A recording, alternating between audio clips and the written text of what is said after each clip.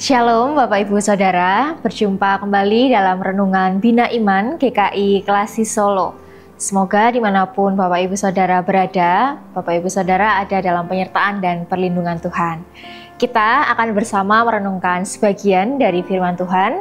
Sebelumnya mari kita bersatu di dalam doa. Terima kasih ya Bapa untuk setiap kasih setiamu sepanjang waktu hidup kami sampai pada hari ini. Ajarilah kami ya Tuhan dengan rendah hati untuk mau belajar mengerti, memahami, memaknai dan melakukan firman-Mu dalam hidup kami. Demi Kristus kami berdoa. Amin. Bacaan Alkitab kita pada hari ini diambil dari 1 Samuel pasalnya yang ke-9 ayat 21 dan pasalnya yang ke-10 ayat yang pertama.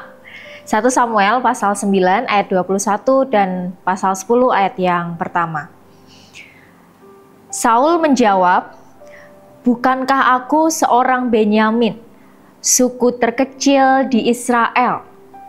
Bukankah kaumku paling kecil dari semua kaum suku Benyamin? Mengapa engkau berkata demikian kepadaku?" Pasal 10 ayat yang ke-1.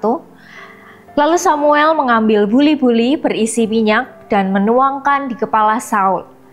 Ia mencium Saul sambil berkata, "Bukankah Tuhan telah mengurapi engkau menjadi pemimpin atas umatnya Israel? Engkau akan berkuasa atas umat Tuhan, dan engkau akan membebaskannya dari tangan musuh-musuh di sekitarnya. Inilah tandanya bagimu bahwa Tuhan telah mengurapi engkau menjadi pemimpin atas miliknya." Terpujilah nama Tuhan. Bapak Ibu Saudara, tema kita hari ini yaitu bukan yang sempurna, tapi yang bersedia. Bapak Ibu, seringkali kita berpikir bahwa untuk dipakai oleh Tuhan sebagai alatnya, kita harus sempurna. Kita merasa bahwa Tuhan hanya memanggil mereka yang rasanya lebih pintar, lebih kuat, lebih rohani gitu ya daripada kita. Tapi firman Tuhan hari ini mengingatkan kita kembali bahwa Tuhan tidak mencari yang sempurna tetapi yang bersedia. Nah, kita akan belajar dari kisah Saul, seorang yang tidak menyangka bahwa dirinya akan dipilih Tuhan, tetapi akhirnya dipakai dalam rencananya. Bapak Ibu Saudara, kalau kita baca bagian sebelumnya, Saul tidak sedang bersengaja gitu ya mencari panggilan Tuhan. Dia hanya pergi mencari keledai-keledai ayahnya yang hilang. Namun tanpa dia sadari, langkah-langkahnya itu sudah diarahkan Tuhan menuju rencana Tuhan yang lebih besar. Tidak hanya pada Saul, begitu pula juga setiap kita. Tuhan bisa memanggil kita kapan saja, di mana saja, bahkan dalam situasi yang tidak kita duga. Tuhan tidak menunggu kita menjadi sempurna dulu sebelum Dia memakai kita. Dia bisa memakai siapa saja, termasuk juga setiap kita dengan kelemahan dan keterbatasan kita. Sebab Tuhan tidak mencari yang merasa diri hebat, tapi justru yang bersedia. Ketika Samuel mengatakan bahwa Saul dipilih oleh Tuhan, reaksi pertama Saul adalah merasa bahwa dirinya tidak layak. Saul merasa bahwa kaumnya adalah yang paling kecil karena beberapa hal. Pertama, karena sejarah tragis suku Benyamin di masa lalu, di mana suku Benyamin pada waktu zaman lalu itu terlibat dalam sebuah kejahatan besar di Gibea yang menyebabkan suku-suku Israel lainnya berperang melawan mereka. Nah, akibatnya hampir seluruh suku Benyamin dimusnahkan dan hanya tersisa sekitar 600 pria yang kemudian harus mencari cara untuk mempertahankan keturunan mereka. Nah, peristiwa ini yang kemudian membuat suku Benyamin itu jadi suku yang paling kecil secara jumlah dan dianggap rendah oleh suku-suku lain di Israel. Saul pun juga merasa bahwa status keluarganya ini bukan keluarga yang cukup menonjol. Meskipun ayahnya dikatakan dalam Alkitab adalah seorang yang kaya, tapi keluarga mereka tampaknya bukan bagian dari pemimpin suku Benyamin yang memiliki pengaruh yang besar. Saul sendiri juga tidak dikenal sebagai tokoh yang penting sebelum dia dipilih menjadi seorang raja. Nah, hal yang ketiga, mungkin juga karena rasa ketidakpercayaan dirinya. Ini terlihat bagaimana dia bereaksi setelah dia dipilih menjadi seorang raja. Bahkan setelah dia diurapi oleh Samuel, kalau kita baca di pasal 10 ayatnya 22, dia sempat bersembunyi di antara barang-barang ketika tiba saatnya dia diperkenalkan kepada rakyat sebagai raja. Nah, apa yang dialami oleh Saul ini bukan pertama kalinya, di mana seorang merasa dirinya nggak layak untuk dipakai Tuhan. Musa pernah mengatakan bahwa dirinya tidak pandai bicara. Gideon pernah mengatakan bahwa dirinya ini berasal dari kaum yang paling kecil. Dan setelah kisah Saul ini juga masih ada Yesaya yang pernah mengatakan bahwa dirinya najis bibir dan lain sebagainya. Namun hal ini justru menunjukkan bagaimana Tuhan tidak melihat apa yang kita manusia ini lihat. Tuhan melihat hati yang bersedia. Begitu pula juga setiap kita.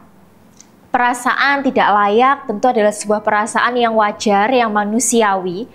Namun kalau memang Tuhan mau memakai kita, Tuhan panggil kita dalam peran kita masing-masing, entahkah itu di gereja, tempat kerja, lingkungan masyarakat, pun juga keluarga kita, maka perasaan-perasaan tidak layak itu tidak akan bisa menghalangi Tuhan yang mau berkarya melalui hidup kita masing-masing. Sebab Tuhan yang menerima ketidaklayakan, ketidaksempurnaan kita itu akan terus memproses kita, membentuk kita, memampukan kita, terus-menerus memperlengkapi setiap kita yang bersedia. Seperti setelah Saul dipilih, Samuel mengurapinya dengan minyak sebagai tanda bahwa Tuhan telah menetapkannya. Artinya Tuhan bukan hanya memanggil, tapi dia juga memperlengkapi. Mungkin awalnya Saul merasa nggak layak, nggak percaya diri, tapi Tuhan menuntun dan memberikannya kekuatan untuk menjalankan peran serta tugasnya. Begitu pula Bapak Ibu Saudara juga dengan setiap kita, jika Tuhan sudah memilih kita, mungkin untuk menjadi pelayan di gerejanya, Dia juga yang akan memampukan. Jika Tuhan sudah memilih dan menetapkan kita untuk menjadi pekerja di sebuah kantor, perusahaan, pemerintahan, dan tempat kerja kita masing-masing, maka Tuhan yang akan memampukan kita untuk jadi terang bagi rekan sekerja kita. Jika Tuhan sudah menetapkan kita di tengah keluarga kita masing-masing, entahkah itu sebagai suami, istri, orang tua, kakek, nenek, anak, kakak, adik, saudara, bagi anggota keluarga yang lain, maka Tuhan pun akan memampukan dan memperlengkapi kita menjadi sesama keluarga yang baik dan berkenan di hadapan Tuhan. Begitupun juga dengan panggilan-panggilan dan peran-peran yang lain. Sejauh setiap kita tidak menyangkali panggilan itu, tetapi mau bersedia untuk diproses dan disempurnakan olehnya. Kiranya Tuhan yang akan memampukan dan memperlengkapi setiap kita, dan kiranya setiap kita juga terus punya kesediaan diri untuk mengalami perjumpaan dengan Tuhan dan dibentuk seturut rancangannya dalam hidup kita. Amin. Mari kita berdoa.